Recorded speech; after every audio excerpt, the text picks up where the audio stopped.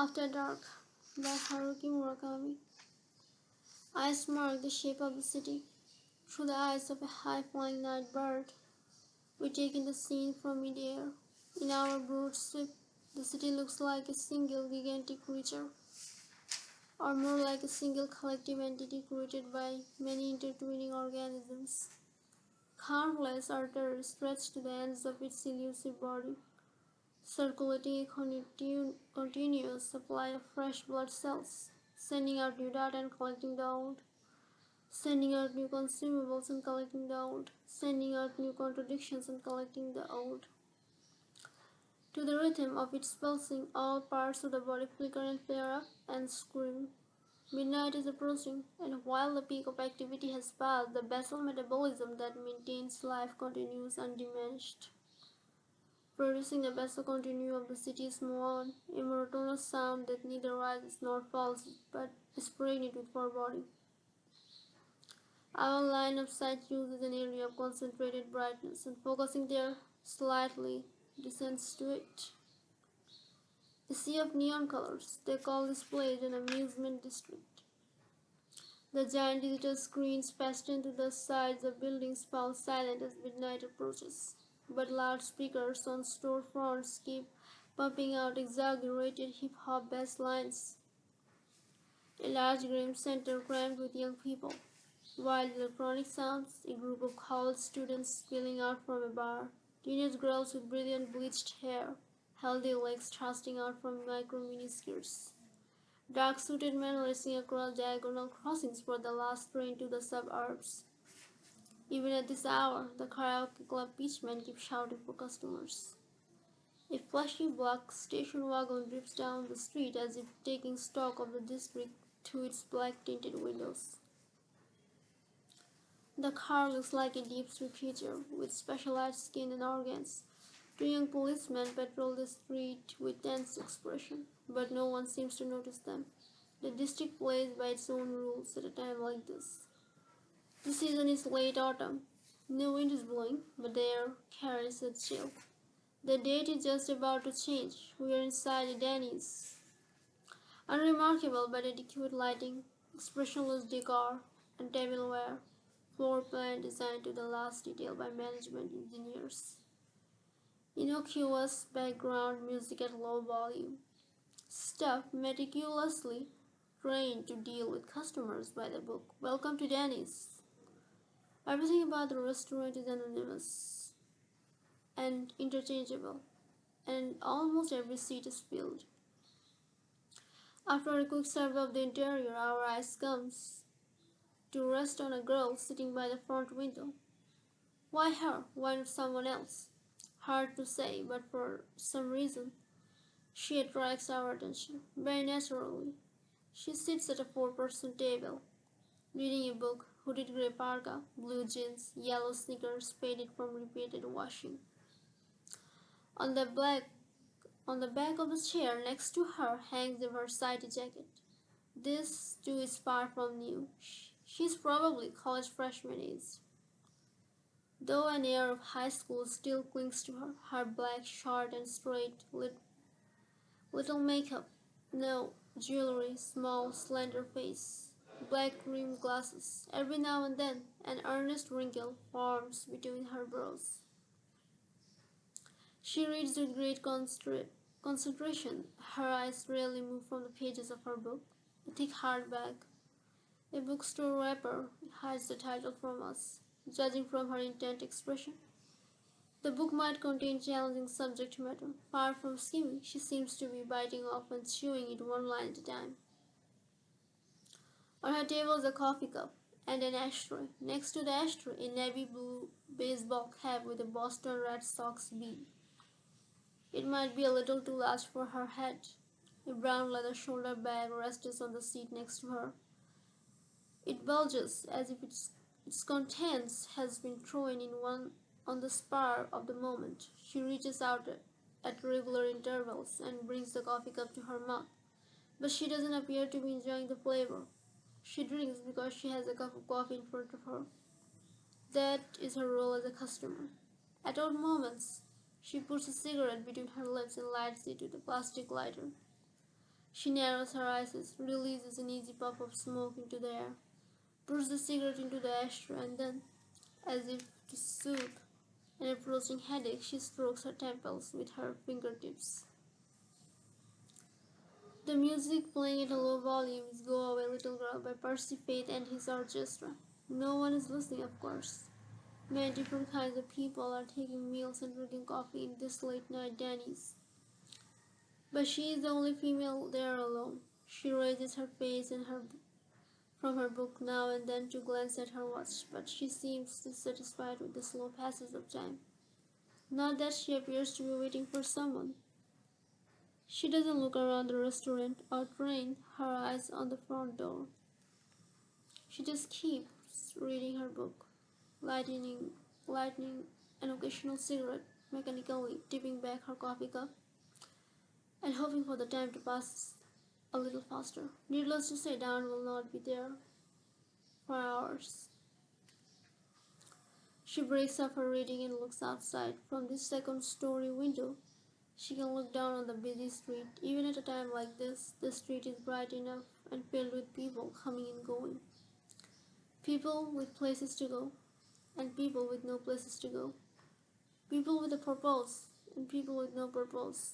People trying to hold time back, and people trying to urge it forward. After a long, steady look at this jumbled street scene, she holds her breath for a moment and turns her eyes once again towards her book. She reaches for her coffee cup, puffed no more than 2 or 3 times.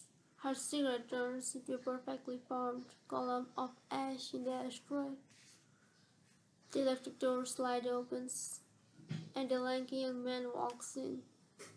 Short black leather coat, wrinkled olive green chinos, brown work boots, hair fairly long and tangled in places. Perhaps he has no chance to wash it in some days. Perhaps he has just crawled out of the underbush somewhere. Or perhaps he just finds it more natural and comfortable to have messy hair. His thinness makes him look less elegant and malnourished. A big black instrument case hangs from his shoulder. Wind instrument. He also holds a dirty tote bag at his side. It seems to be stuffed with sheet music and other assorted things. His right cheek bears an eye-catching scar. It is short and deep, as if the flesh has been gouged out by something sharp. Nothing else about him stands out. He is a very ordinary young man, with the air of a nice, but not very clever, stray mutt.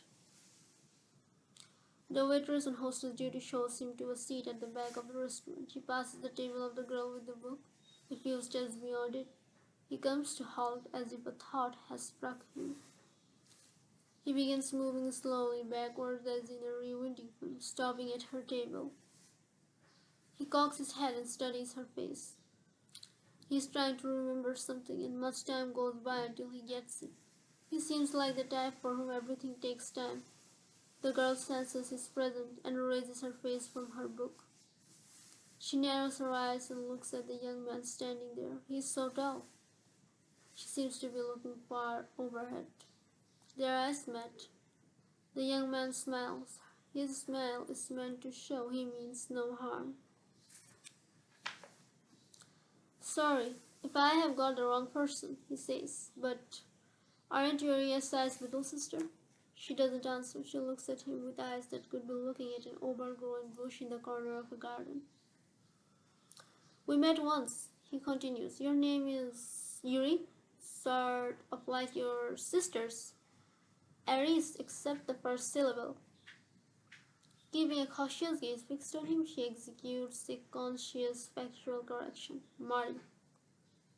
He raises his index fingers and says, That's it, Mari. Ari and Mari, different first syllables. You don't remember me, do you? Mari inclines her head slightly. This could mean either yes or no. She takes off her glasses and sets them down beside her coffee cup. The waitress retraces her steps and asks, Are you together? Uh-huh, he answers. We are. She sets his menu on the table. He takes the seat across from Mari and puts his case on the seat next to his. A moment later, he thinks to ask Mari, Mind if I sit here a while? I will get out as soon as I'm finished eating. I have to meet somebody. Mari gives him a slight frown. Aren't you supposed to say that before you sit down? He thinks about the meaning of her words. That I have to meet somebody? No, Mari says. Oh, you mean as a matter of politeness? Uh-huh. He nods. You're right. I should have asked if it's okay to sit at your table. I'm sorry, but the place is crowded and I won't bother you for long. Do you mind? Mari gives her shoulders a little shrug, and that seems to mean as you wish. He opens his menu and studies it. Are you through eating? He asks. I'm not hungry. With a scowl, he scans the menu, snaps it shut, and lays it on the table. I really don't have to open the menu, he says. I'm just faking it. Mari doesn't say anything. I don't eat anything but chicken salad here. Ever if you ask me, the only thing worth eating at Jenny's is the chicken salad. I have had just about everything on the menu. Have you ever tried the chicken salad? Mari shakes her head. It's not bad. Chicken salad and crispy toast. That's all I ever eat at Denny's. So why do you even bother looking at the menu? He pulls at the wrinkles in the corner of one eye with his little finger. Just think about it. Wouldn't it be too sad to walk into Denny's and order chicken salad without looking at the menu? It's like telling the world, I come to Denny's all the time because I love the chicken salad. So I always go through the motion of opening the menu and pretending I picked the chicken salad after considering other things. The waiter brings him water and he orders chicken salad and crispy toast. Make it really crispy, he says with conviction, almost burned. He also orders coffee for afterwards. The waitress inputs his order using a handheld device and confirms it by reading it loud. And I think the young lady needs a refill, he says, pointing at Mari's cup. Thank you, sir, I will bring the coffee right away. He watches her go up. You do not like chicken? He asks. It's not that, Mari says, but I make a point of not eating chicken out. Why not? Especially the chicken they serve in chain restaurants, they are full of weird drugs, growth hormones and stuff. The chickens are locked in these dark, narrow cages and given all these shots, and their fat is full of chemicals. And they're put on conveyor belts, and machines cut their heads off and plug them. Well, he says with a smile.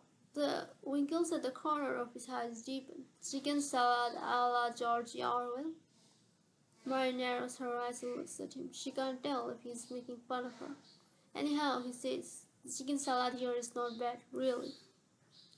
As if suddenly recalling that he's wearing it, he takes off his leather coat, folds it, and lays it on the seat next to his. Then he rubs his hands together atop the table. He has a green, coarse, neat, crew-neck sweater. Like this hair, the wool of the sweater is tangled in places. He's obviously not the sort of who pays a lot of attention to his appearance. We met at a hotel swimming pool in Shinagawa 2 summers ago, remember? Sort of. My buddy was there, his sister was there. You were there and I was there. 4 of us all together. We had just entered college. I'm pretty sure you were in your second year of high school, right? Mari nods without much apparent interest. My friend was kind of dating your sister then. He brought me along on like a double date. He dug up 4 tickets to the pool, and your sister brought you along. You hardly said a word though. You spent the whole time in the pool, swimming like a young dolphin. We went to the hotel tea room for ice cream afterwards. You ordered a peach melba. Mari frowns. How come you remember stuff like that? I have never dated a girl who ate peach melba before, and you were cute, of course. Mari looks at him blankly. Liar, you were staring at my sister the whole time. I was. Mari answers with silence. Maybe I was, he says. For some reason, I remember her bikini was really tiny. Mari pulls out a cigarette, puts it between her lips, and lights it with her lighter. Let me tell you something, he says. I'm not trying to defend Denny's or anything, but I'm pretty sure that smoking a whole pack of cigarettes is way worse for you than eating a plate of chicken salad that might have some problems with it. Do not you think so? Mari ignores his question. Another girl was supposed to go with my sister that time,